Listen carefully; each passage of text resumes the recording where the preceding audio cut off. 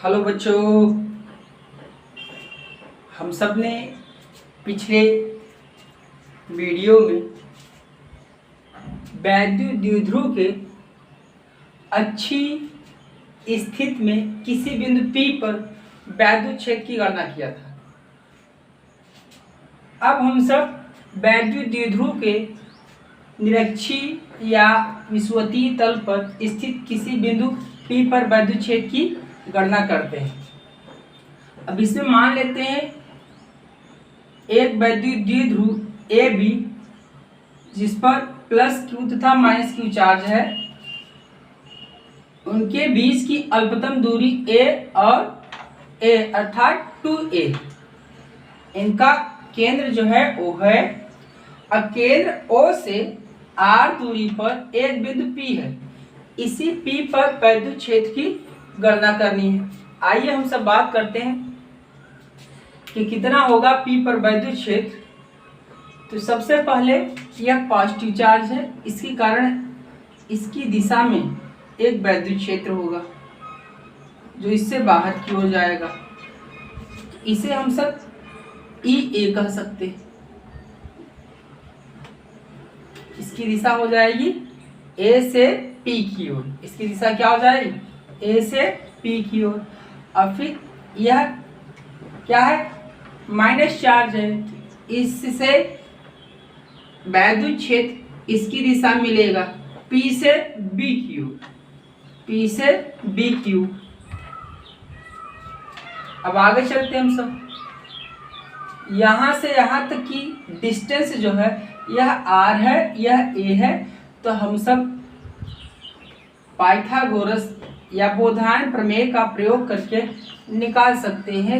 AP की लंबाई दूरी मिल जाएगी A² प्लस R² का रूट ले लेंगे। इसका मतलब हो जाएगा रूट में R² प्लस A²। ये जो है A से P के बीच की दूरी हो जाएगी। इसी तरह से P से B की दूरी कितना मिल जाएगा?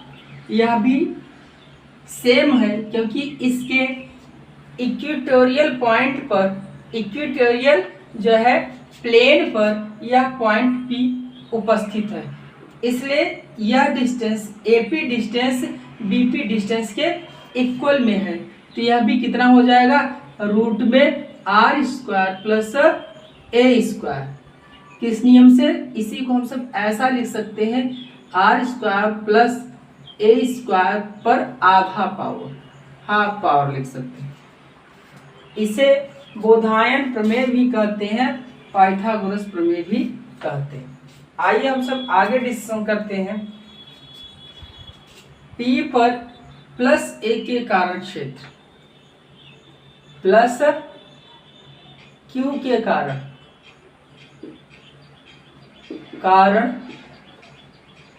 P पर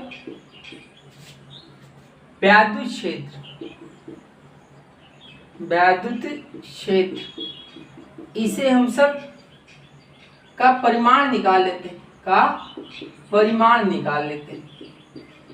परिमाण क्यों निकाल रहे हैं? दोनों एक दूसरे से कुछ एंगल बना रहे हैं, इसलिए हम सब क्या निकाल रहे हैं? यह जो है EB कह रहे हैं इसको। देखिए यह EA है, वेक्टर EA, और यह EB है। इसलिए इन दोनों के बीच में कुछ एंगल है, तो डायरेक्ट हम सब परिमाण निकालते हैं। तो कितना मिल जाएगा? EA बराबर मिलेगा 1/4 पाई एप्सिलॉन नॉट।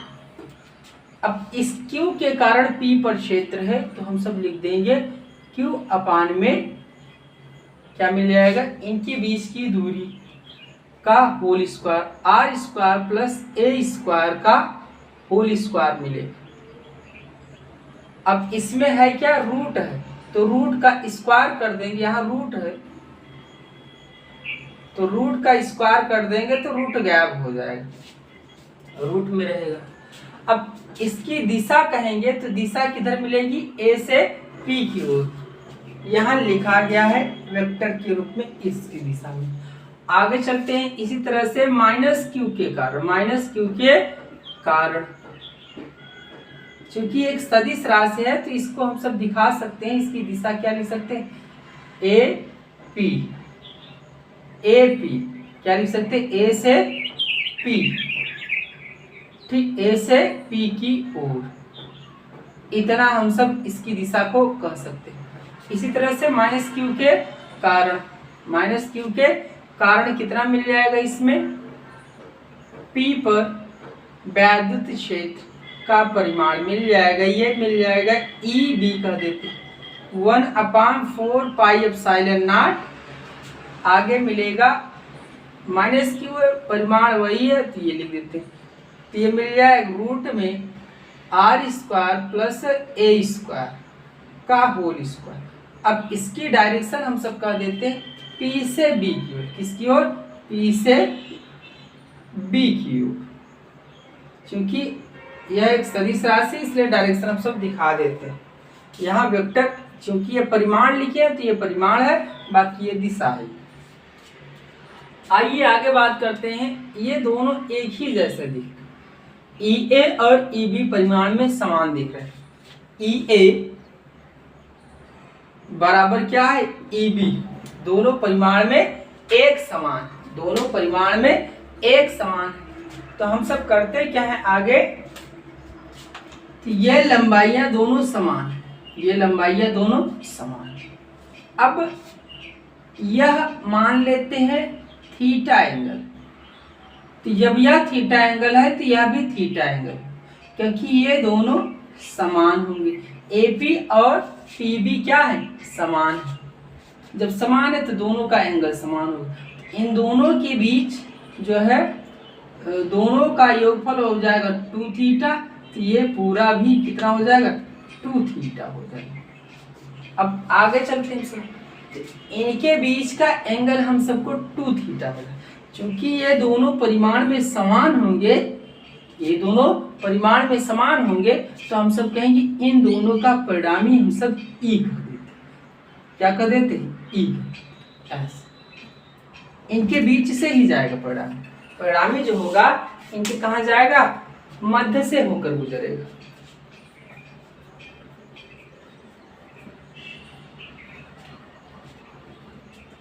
इनका जो परिणामी होगा इनके मध्य से गुजरेगा, इसे हम सब क्या कर देंगे, ई पी कर देते हैं, पी पर वैद्युत क्षेत्र, पी पर वैद्युत क्षेत्र, ई पी हो जाएगा। ये पूरा 2 थीटा है, तो ये दोनों क्या हो जाएंगे, बराबर बराबर हो जाएंगे, ये दोनों एंगल बराबर हो जाएंगे, तो यह भी थीटा मिलेगा, यह भी थीटा मिलेगा, यह भी थीटा मिलेगा और यह भी, दोनों थीटा ही एंगल मिलेंगे। जब दोनों थीटा एंगल मिलेंगे तो हम सब कहेंगे इस एंगल, इसका हम सब क्षैतिज घटक निकाल लेते और इसी का ऊर्ध्वाधर घटक निकाल लेते। इसका क्योंकि इसका परिणामी क्या, मैंने कहा कि ये दोनों परिमाण में समान हैं, परिमाण में समान है, इनके बीच में 2 थीटा एंगल है, क्योंकि देखिए एक त्रिभुज बन रहा है, त्रिभुज में इस तरह से दिख रहा था, ऐसे दिख रहा, इसका मतलब बाहर का कोण, त्रिभुज का बाहर का कोण दूर में स्थित दो अंतः कोण के जोड़ के बराबर होता है। जब यह भी थीटा है, यह भी थीटा है, तो यह क्या हो जाएगा, 2 थीटा। इस तरीके से हम सबको ये मिला है। तो अब ये कहें दोनों परिमाण में ये समान थे, ई ए और ई बी, इनका परिणामी कहाँ से जाएगा, इनके मध्य से जाएगा। जब इनके मध्य से जाएगा तो दोनों के बीच में एंगल कितना बनाएगा, ये थीटा थीटा बनाएगा। अब हम सब कहते हैं इसका मतलब इसका परिणामी मिल गया, क्या मिल गया, ईपी, ईबी और ईपी का परिणामी हम सब कहेंगे कितना मिलेगा, परिणामी निकाल लेते हैं हम सब। अध्यारोपण का सिद्धांत हम सब उपयोग कर सकते हैं। अध्यारोपण के सिद्धांत से पी पर कुल वैद्युत क्षेत्र, अध्यारोपण के सिद्धांत से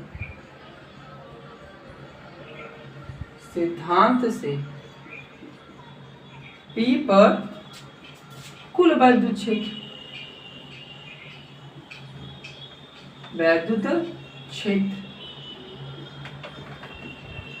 कुल वैद्युत क्षेत्र मतलब परिणामी वैद्युत क्षेत्र। कुल वैद्युत क्षेत्र का मतलब क्या है, परिणामी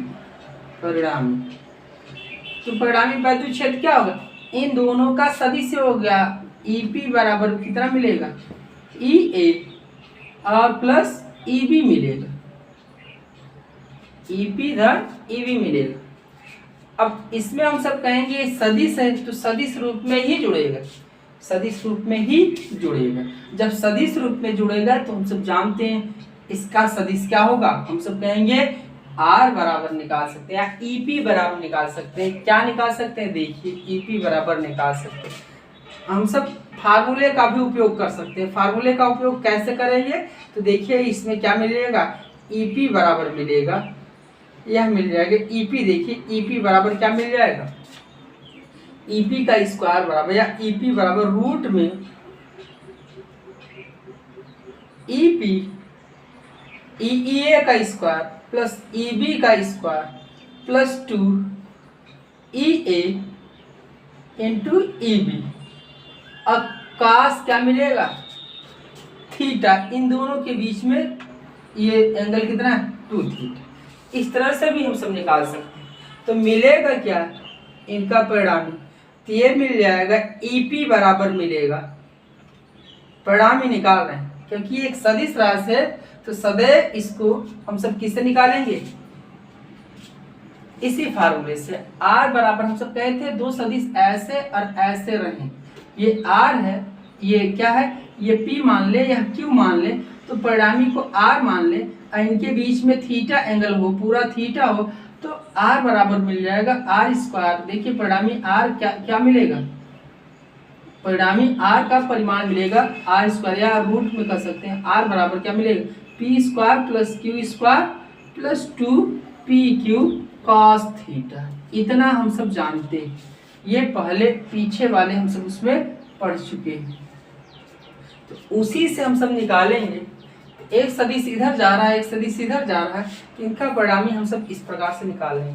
क्योंकि ये दोनों बराबर है, ये दोनों बराबर है, तो हम सब इसी के स्थान पे A के स्थान पे B वाला लिख सकते हैं या B के स्थान पे A वाला लिख सकते हैं। चलिए दोनों के स्थान पे हम सब क्या लिख देते हैं, A वाला ही लिख देते हैं। तो यहाँ से हम सब क्या लिखेंगे, EA स्क्वायर और प्लस EA स्क्वायर और प्लस 2 EA का स्क्वायर यहाँ भी मिल जाएगा। अब cos 2 थीटा यही मिलेगा, cos 2 थीटा मिलेगा। आइए आगे बात करते हैं। जब cos 2 थीटा मिल गया तो यहाँ से क्या मिलेगा, EP बराबर, देखिए EP बराबर हम सबको मिल जाएगा। EA सब स्थानों से हम सब क्या कर लेते हैं, बाहर कर लेते हैं, EA सब स्थानों से बाहर कर लेते हैं।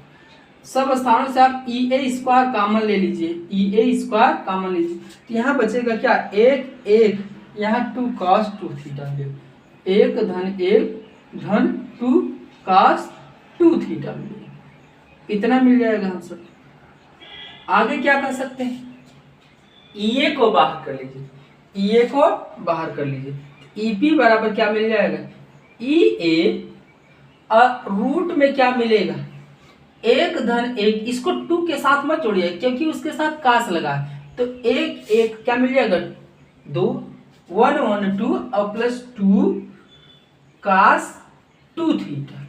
अब देखिए इसको हम ऐसा काम करते हैं जिससे आसानी से बाहर हो जाए, आसानी से बाहर हो जाए। इसके लिए हम सब करते हैं क्या, एक हम सबको कास के कुछ फार्मूले देखने को मिलते हैं। कास के कौन कौन से फार्मूले देखने को मिलते हैं, कास के 4 टाइप्स के फार्मूले मिलते हैं जिससे cos 2 थीटा कर दे। तो एक मिलता है cos square theta minus sine square theta, इस तरीके से एक फार्मूला मिलता है। और दूसरा फार्मूला मिलता है इसी cos 2 थीटा का फार्मूला मिलता है, cos 2 थीटा का फार्मूला मिलता है 2 cos स्क्वायर थीटा माइनस 1 मिलता है। आगे फिर इसी का एक फार्मूला और मिलता है cos 2 थीटा का 1 माइनस 2 साइन स्क्वायर थीटा। देखिए इसी को लिख रहे हैं हम सब। अब cos 2 थीटा का ही फार्मूला एक होता है 1 माइनस tan स्क्वायर थीटा बटे 1 प्लस tan स्क्वायर थीटा। इस तरीके से इसमें 4 फार्मूले होते हैं। इन चारों में से किसी एक को हम सब ऐसा लिख दें जिससे यह क्या हो जाए, टू गायब हो जाए, टू नेग्लेक्ट हो जाए। तो ध्यान रखिएगा, इसमें बहुत विशेष ध्यान रखनी है कि कभी कभी कुछ बच्चे ऐसे होते हैं कास टू थीटा को लिख देते हैं टू कास थीटा। देखिए ये बहुत ही बड़ी मिस्टेक है। तो ऐसा कभी नहीं होता, ऐसा कभी नहीं होता, क्योंकि यह एंगल है और यह इसमें इसके पूरे मान में टू का मल्टीप्लाई है, जबकि ये एंगल में मल्टीप्लाई है। तो इसको ऐसा लिखने का कभी भी प्रयत्न मत कीजिए, यह गलत है। आगे की बात करते हैं हम सब, चलिए देखते हैं हम सब।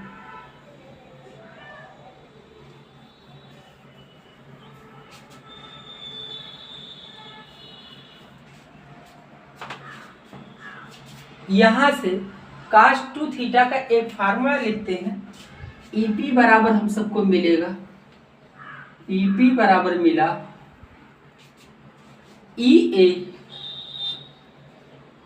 और रूट में क्या है टू प्लस, अब इसका फार्मूला लिख रहे हैं टू ब्रैकेट में two cos square theta minus 1 लिख देते हैं।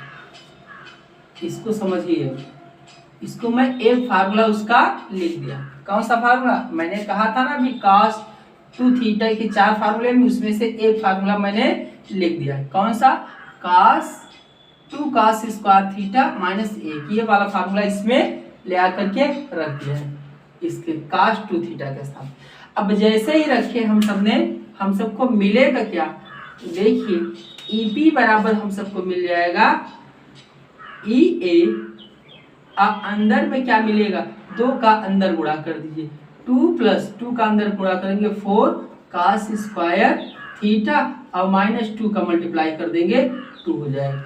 अब हम सब ने इस प्रकार चुनाव किया है कि जिससे ये वाला 2, ये वाला जो 2 है और ये वाला 2, ये प्लस में और माइनस एक दूसरे को आइडेंटिटी है, एक दूसरे का इनवर्स है। इनवर्स होने की वजह से आइडेंटिटी प्राप्त होता है। -2 इक्वल टू क्या, आइडेंटिटी 0 मिल जाता है। तो वहाँ 0 हो जाएगा, तो बचेगा क्या 4 cos स्क्वायर थीटा। ईपी बराबर क्या मिल जाएगा, ई ए और रूट में 4 cos स्क्वायर थीटा मिल जाएगा, इतना मिल जाएगा। तो इसका रूट ले लेंगे तो क्या मिल जाएगा, रूट में ई ए इंटू 2 cos थीटा मिल जाएगा। अब देखिए हम सबके पास ई ए की वैल्यू है, ई ए की वैल्यू इसमें ले आकर के रख देते हैं। तो यहाँ से जैसे ही ई ए की वैल्यू रखेंगे तो हम सबको ईपी का मान, ईपी का परिमाण मिल जाएगा, इसका परिमाण मिल जाएगा, परिणामी का परिमाण मिलेगा। कितना मिलेगा, 1/4 पाई एप्सिलॉन नॉट। आगे क्या मिलेगा, ये है क्यू अपान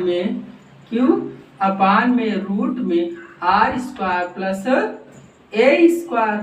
आगे क्या मिला है, 2 cos थीटा की वैल्यू हम सब ले आकर के यहाँ रख सकते हैं। अब cos थीटा की वैल्यू कैसे मिलेगा, ये थीटा माने हैं, तो ये देखिए एक ट्रायंगल बन रहा है। कौन सा triangle, right angle triangle form हो रहा है।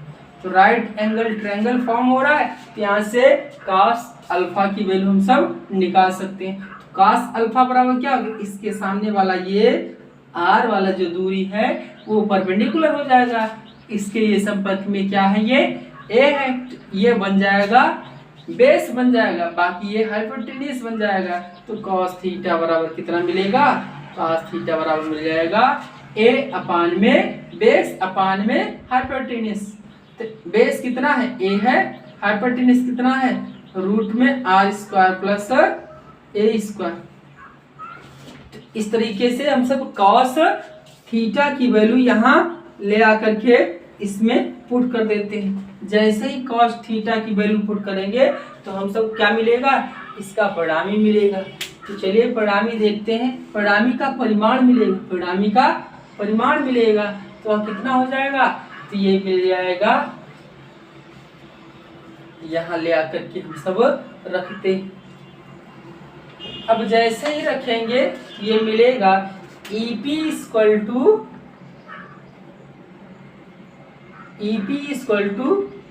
1/4 पाई एप्सिलॉन नॉट Q में रूट में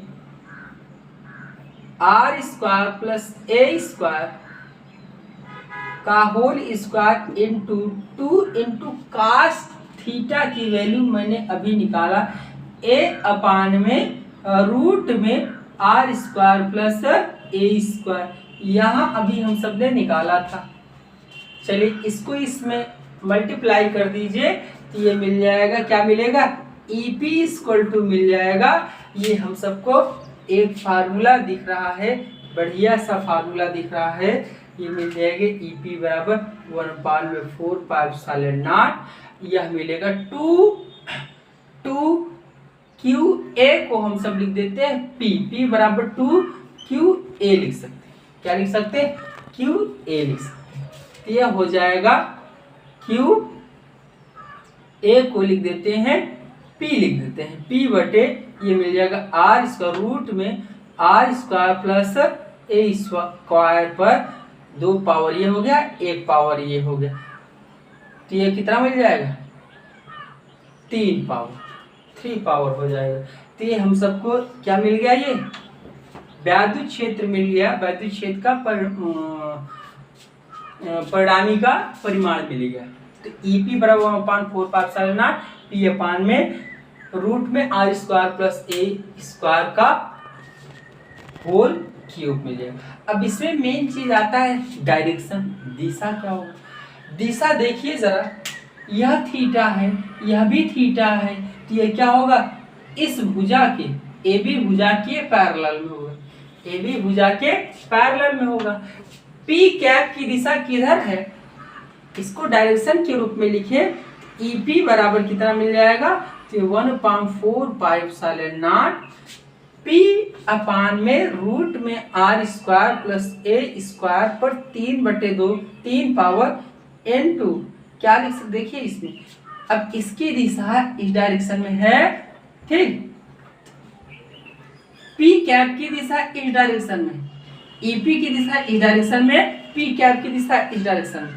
ये वाला कोण इस वाले कोण के बराबर है, इसलिए दोनों समांतर होगा, AB समांतर EP होगा, परंतु EP की दिशा इधर होगी, वेक्टर EP की दिशा जो परिणामी आया है उसकी दिशा इधर होगी, P कैप की दिशा इस डायरेक्शन में होगी। तो हम सब यहाँ क्या लिख देंगे, P कैप, क्या लिखा गया, P कैप, लेकिन EP की दिशा क्या, अपोजिट डायरेक्शन में, इस डायरेक्शन में, P कैप की दिशा तो इस डायरेक्शन में, तो ये तो इस डायरेक्शन में आ गया, परंतु हमको EP की डायरेक्शन दिखाना है, तो लिख देंगे आगे सामने माइनस लिख देंगे, ये सदिश के रूप में डिस्क्राइब हो गया। ये इतना समझ में आ गया होगा आप सबके। तो अब हम सब ये कह सकते हैं, यदि इसके बाद आएगा, अब ये हम सब मान लें, यदि R square plus A square, यदि हम सब कहते हैं R is greater than A हो, R is greater than A हो, उस सिचुएशन में क्या होगा, तो हम सब लिख सकते हैं R square plus A square, R square plus A square को क्या लिख सकते हैं, तो हम सब लिख सकते हैं, ये बहुत बड़ी राशि हो जाएगी, ये छोटी राशि होगी, तो इन दोनों को जोड़ेंगे, नियर अबाउट R स्क्वायर मिलेगा, नियर अबाउट क्या मिल जाएगा, R स्क्वायर। तो रूट में जो इतने की वैल्यू है R स्क्वायर हो जाएगा, तो रूट में R स्क्वायर को R लिख देते हैं, तो यहाँ मिल जाएगा R क्यूब वैल्यू मिल जाएगा, तो R क्यूब मिल जाएगा। तो यहाँ से हम सब क्या लिख सकते हैं, ये मिल जाएगा वेक्टर के रूप में, जब R is greater than P हो, तो EP बराबर मिल जाएगा -1/4 पाई एप्सिलॉन नॉट, ये मिल जाएगा क्या, P में R, ये हो जाएगा R स्क्वायर पूरी वैल्यू, रूट से बाहर होगा, R होगा, R पर 3 पावर, और ये क्या हो जाएगा, P कैप हो जाएगा। तो यहाँ से हम सबको एक और मिल गया, परिमाण के रूप में लिखें, परिमाण के रूप में लिखें, इसका परिमाण क्या हो जाएगा, तो ये हम सब परिमाण लिख सकते हैं, इसका परिमाण लिख सकते हैं। ये तो सदिश रूप में है, तो परिमाण क्या हो जाएगा, परिमाण इसका आएगा EP बराबर मिल जाएगा 1/4 पाई एप्सिलॉन नॉट, ये हो जाएगा P/R³। ये परिमाण कब, जब R is greater than A। ये तब फार्मूला लगेगा जब R is greater than A हो। R is greater than A हो तब हम सब वैद्युत द्विध्रुव के निरक्षीय तल पर स्थित किसी बिंदु पर वैद्युत क्षेत्र यह करेंगे, यह मिलेगा। इसका मतलब है, अब दोनों से थोड़ा हम सब तुलना करके चेक करते हैं कि एक हम सब एकल आवेश लेते हैं, ध्यान समझिए, एक हम सब एकल आवेश लेते हैं तो वहां वैद्युत क्षेत्र होता है एकल आवेश। क्या हो, एकल आवेश हो। एकल आवेश के लिए वैद्युत क्षेत्र मिलता है E प्रोपोर्शनल टू, वैद्युत एकल आवेश के लिए E प्रोपोर्शनल टू 1/r² था। क्या था, 1/r²। लेकिन द्विध्रुव के लिए, किसके लिए, द्विध्रुव के लिए, ठीक, ये प्लस Q चार्ज हो या माइनस Q चार्ज हो तो उसके लिए, तो ये माइनस प्लस Q और माइनस Q हो, इसका मतलब द्विध्रुव हो। क्या हो, द्विध्रुव के लिए अधिक दूरी पर, किसके लिए, अधिक दूरी पर E प्रोपोर्शनल टू 1/r³ होता है। जब R is greater than A हो तब यह, उसके लिए चाहे पास में हो चाहे दूर में हो, R² के प्रोपोर्शनल में ही होता है एकल आवेश के लिए वैद्युत क्षेत्र। जबकि द्विध्रुव के लिए दूरी पर अधिक होने पर वैद्युत क्षेत्र 1/r³ के प्रोपोर्शनल में क्या होता है, डिक्रीज होता है।